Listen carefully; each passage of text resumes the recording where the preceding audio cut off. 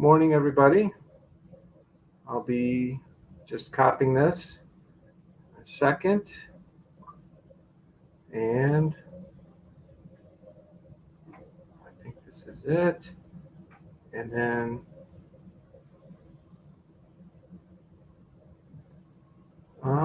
see, thank you for your patience. Just get it off to one spot. And I guess I'll kind of work on trimming this stuff off.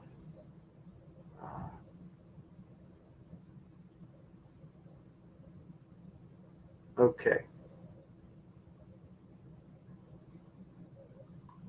Okay. Good morning, Kyle. How are you? So I'm just getting situated here. And, there's some big news that came out of Australia about Facebook and Google. They did pass legislation that they're going to have to pay. They're going to have to pay people that create content, which is absolutely outstanding. So right now, the NASDAQ is down 1% on that news. And, it makes sense because if Australia is doing this now, there could be other countries, in particular the United States, there might be more calls for that. As everybody knows, when you're on some of these platforms, if you don't know, you should definitely read the fine print. Some of our rights are, they're kind of trampled on a little bit. These companies think that they own all the information about us. We have no claim on it, is the way these things are structured. So this is absolutely outstanding news. My hope is that not only does the United States file suit, but Europe files suit, and that the people decide on what the rules of engagement should be with regards to all their social media interactions, and then they should own all their material, and you should explicitly, not implicitly, you should actually have to hand it over. You shouldn't, they shouldn't just say, oh, well, if you sign up for this, you're automatically handing it over. You should have to hand over each piece, as far as I'm concerned. And I'm hoping that we see similar legislation in Australia passed in the United States. Now, there's some news that came out that this laughingstock, Catalina Laugh, is running for Congress against the little guy, Adam, of Illinois. This little Trojan donkey that we have here. He basically misled everybody. I don't know how this stuff is legal, but you could run as a politician, basically lie and say that you're conservative, but then you turn out to be nothing more than a rhino and a Trojan donkey that's pushing the leftist agenda, and it's pathetic.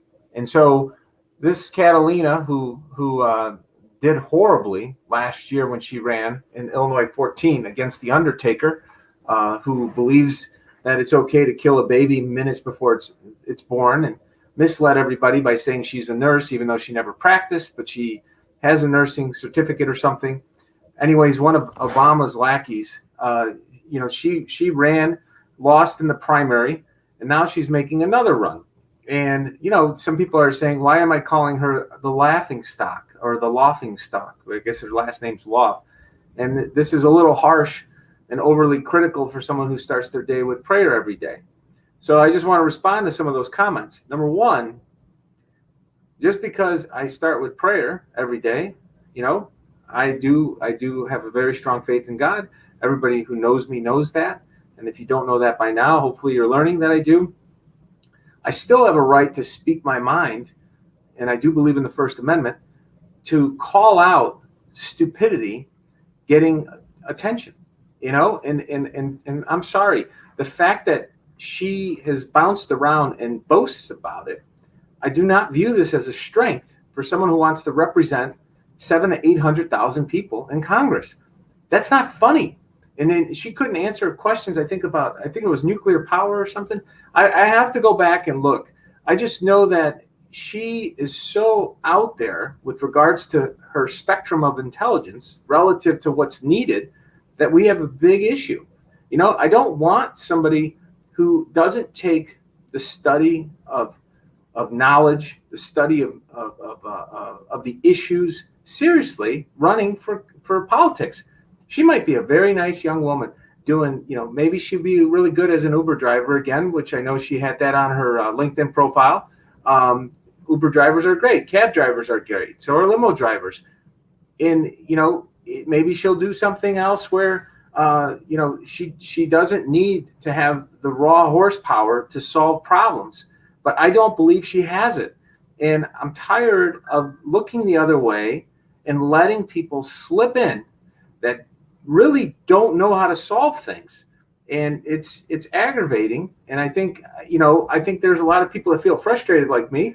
And I posted about this, this conference that I spoke at. So I want to speak to this point because, looking at what's going on in the market right now, looking at what's going on in the economy with 10 million people losing their job, 10 million people lost their job because we have very weak minds in Congress.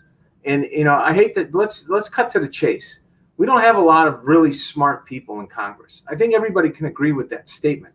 We do have a lot of incredibly smart Americans everywhere across every state and every industry. I've run across so many people that just want to volunteer that are far more intelligent than these jokers in Congress. So if we know that, politicians are dumb and they lie, let's change that model and say, you know what? I don't want to put in politicians that lie or are dumb. And, I'm sorry that sounds harsh, but dumb people shouldn't be writing the checks on, and have control of $10 billion of spending of the federal budget and have a vote for that. Seriously, it's a joke. I don't want to get on an airplane and have somebody flying the plane who watched a YouTube clip. I'm sorry, it's not cool. I don't want somebody like that at doing the voting on behalf of the district that they're supposed to represent. So I'm extremely outraged that it's even being taken seriously. Just as a voter, I know I'm just one voice. I'm just saying on a personal level. I don't represent the GOP. I don't represent any other political organization right now. I'm just saying, as a citizen, I'm outraged that, number one, she's that delusional that thinks that she has the ability to run for office. Number two, that she's being celebrated as this delusion. This delusion is being celebrated. And we should ask ourselves the bigger question.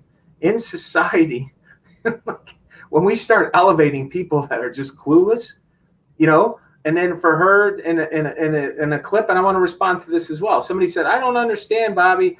It looks as though she just said we need to do more of what the Democrats are doing to attract the millennials. Look at AOC, and they're doing things the right way. And the first thing I'm thinking is, no, you're out to lunch. They put in really dumb people. AOC, who's the other one that's there? Part of the squad, the terrible Tlaib, the other woman from Minnesota. I don't even like to say these people's names because they're trial balloons. They put people in that are so ridiculous and out to lunch so that they can try to pass, see how the public reacts to insane proposals. Remember, let's ban the farting cows by AOC, or that, hey, before this whole lockdown occurs, we shouldn't fly airplanes anymore. Like, what kind of information did she have that she thought that we shouldn't fly airplanes, that they would manufacture a pandemic? Possibly. I'm not saying they did. YouTube, relax. I'm just saying that we should look at all the facts and see what really happened with this whole situation. We never have gotten a straight answer as to how this whole thing went down. But for her to be like, wow, I want to be the antidote to that. And in my mind, I'm thinking, we don't need more dumb people in the conservative movement to be the antidote to dumb people in the Democratic movement. I don't see it. I don't see that trade. I'm not going to see that trade. I think it's a bad idea. And so my view is, you know what? I'm just one little voice. I'm just saying, look, I think that if we keep doing the same thing and, thinking we're going to get a different result, then we're insane. Okay? Let's cut to the chase. Repeating the same process over and over, hoping to get a different result, is the definition of insanity. Putting in people because they look like, she would be marketable. She's pretty good talking. but she has no ideas and it giggles. It's like, are you serious? I can't believe I'm having this conversation. Where did this change? What year? Could someone please tell me? Did this start to change in the 90s or in the 2000s? And I was just too busy working that I wasn't paying attention, and I was naive. I'll admit it, and just voted GOP like a lot of people did. And then they just kind of kept filtering in people that just had lower and lower quality standards. Like, when did the quality of somebody's output in life not matter? Like, seriously, it's just very aggravating. And so, look, I'm not attacking her character. I have no idea if she's a good person. I just don't. I have never spoken with her. Maybe she's probably growing up in a loving family. I think that's wonderful. My criticism of her is that she's just way out there in terms of understanding what needs to get done in this country.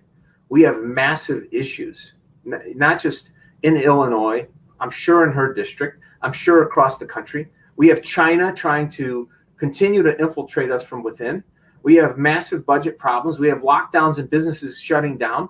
And what, you think that, does she really think that she's going to, tackle these problems? Oh, yeah, I'll bring people together to tackle them. You have to actually understand what people you should bring together to solve problems. To just say, oh, I'm gonna go and do this with no expertise whatsoever makes absolutely no sense to me. And so, hold on one second. I'll call you right back. I'm on the video. So right now,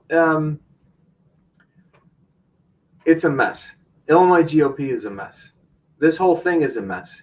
And I guess, I hate to say it, I'm going to be on alert seeing when more of these candidates come out of the woodwork. And I'm going to try to point out the problems with these candidates before they take people's good money. We shouldn't chase good money after bad. And, I think some of this might stem from the fact, I don't know how much somebody gets paid to raise money for candidates. Maybe we should look into that before we donate. Maybe they have people that are trying to raise a certain amount of money, they get a cut. So if they think they can raise a lot of money because somebody's marketable, hey, they'll raise as much as they can because they can make money off of that. We have a perverse incentive structure to finance people to run for office that don't have any business ever being in office. If you looked at it objectively, you wouldn't just go to any doctor. You would want one that actually passed some kind of bar exam. Not bar, that's lawyers. Medical, pass their medical testing that it needs to be done. I don't even know what medical testing they need to be done. But if I was evaluating doctors, I would need to find out, what board certifications does this doctor need to have to become a doctor in a hospital? If I was helping run a hospital or a law firm, where do they have their JD? Where do they pass the bar? Which states? I don't know all those different nuances of those industries. But when it comes to politics, I wouldn't be surprised if she didn't know what the three branches of government were or how many states there are in the country. Or what a county is. I don't know. I'm just saying I got a strong inclination that if somebody just asked her some civics questions, we'd have big problems. We'd see exactly what we have in store if she makes it through the primary.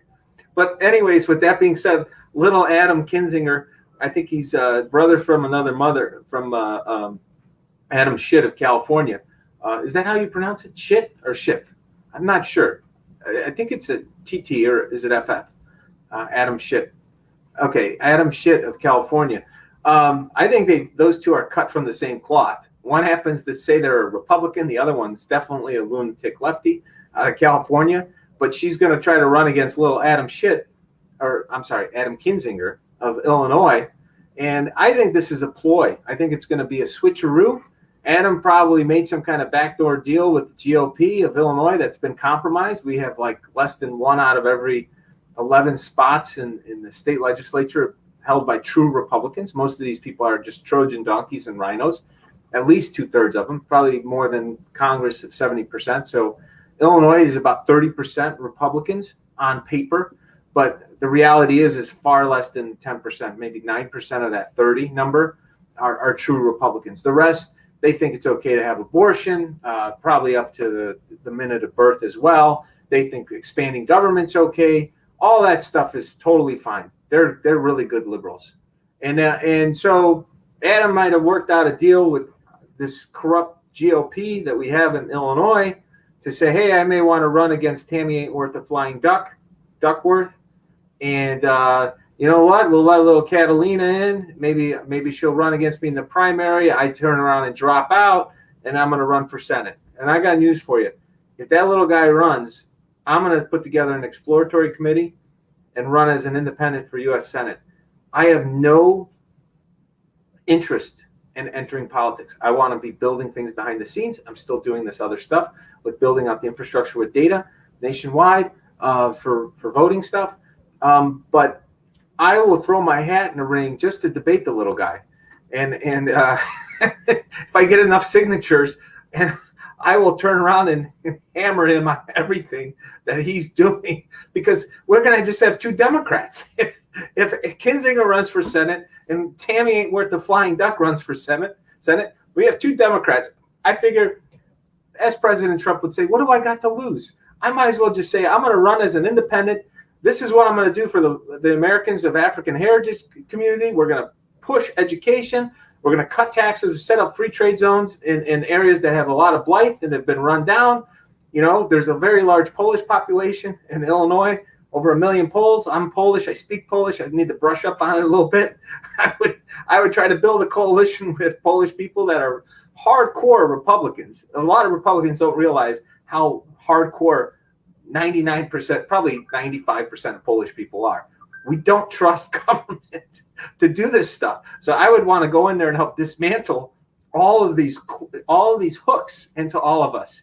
And then, you know, Mexicans are what? I think they share, 98% of Mexico is Roman Catholic. I think 98% of Poland is Roman Catholic. There's a lot of Mexicans and Polish people getting married in Chicago. It's a very large concentration. So I would play to the conservative base of Mexican Americans, Americans of Mexican descent, and they believe in Republican principles, but they haven't had anybody actually speak up on their behalf. And so the Democrats have basically been taking that vote for decades. And so I would try to bring a coalition together with those three groups. And I'd say, look, man, let's put God first. I think everybody can agree with that. And then let's dismantle all this government intrusion into our lives, stress, hard work in terms of the educational structure, dismantle all this lunacy that the governors put into place. We'd have to try to dismantle it on the federal level, but maybe mobilize the whole state. So anyways, I'm not saying I'm running. I'm just saying that I will explore a possible run, and maybe any of the information that I gather, if I can find or help identify someone who wants that job to be a senator, who's competent, then I would throw my support behind that person. And right now I'm just disgusted if this is what if we're left with. And anybody who knows me on a personal level, business level, I love my job. I don't want to leave my job. I get paid to think. That's what I love to do. I've been doing it 25 years. I just want to sit. I look, my simple little office. I just have my nice clear wall. I don't even have any pictures up. I don't like distractions. I like to sit and think, read, ponder, think of what's going on in the world, and make decisions on it, for people's money. And I'm as happy as a pig in mud. I don't need any accolades. I don't need to go talk to anybody. I'm a relatively lazy person when it comes to some of that stuff. I'd rather spend time with my family, my friends, have a cocktail, and then, go back to bed and get to work at 5 or 6 in the morning. That's it. That's my routine. Politics, it just seems like a whole lot of nothing going on. These people just sit around and talk about ways that they could take more from everybody. And that just wouldn't sit well with me. I have no interest in playing that game. I would want to go in there with literally a chainsaw and start taking away all the crap. I don't think there should be a single law that's larger than the Constitution. Think about that for a second. The Constitution of the United States, all in, is a little over 7,000 words. It's under 31 pages. Why is any law ever in the United States bigger than the rule book? Doesn't make any sense. Every single one of us should be able to read it within 31 pages. So even if you read it one page every 2 minutes, it should take you no more than an hour. Some of these laws are hundreds, thousands of pages. It's insane because they know that nobody's going to take the time to read the damn thing, and they're going to just keep fleecing us and putting money in for other friends and family, and who else knows what's in these things. So I would turn around and I'd look at the core laws, and I'd say we're going to repass all the core laws, but they're going to trump all the existing laws that we passed with all the other language that we didn't know what the hell was in there. So that's the approach that I would take. I would simplify it and go, here you guys go. This one's 500 pages. This one's 31. Here are the core things that we should have as our rule book. Here's the 500 pages. Which set of rules do you guys want? And I would just have fun with it that way. Anyways, okay, it's 21 minutes. Thank you for listening. I'm going to do a couple other things today. I'm going to post a thing on productivity and minimum wage because there's been a little bit of confusion on that whole relationship.